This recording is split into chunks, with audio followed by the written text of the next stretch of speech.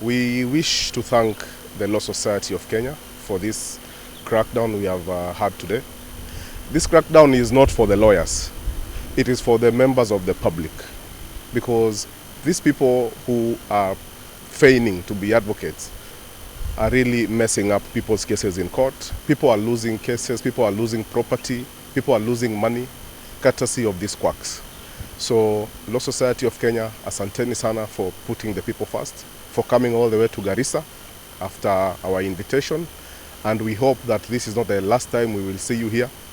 There are many more who have escaped the dragnet today. We hope they shall be brought to book.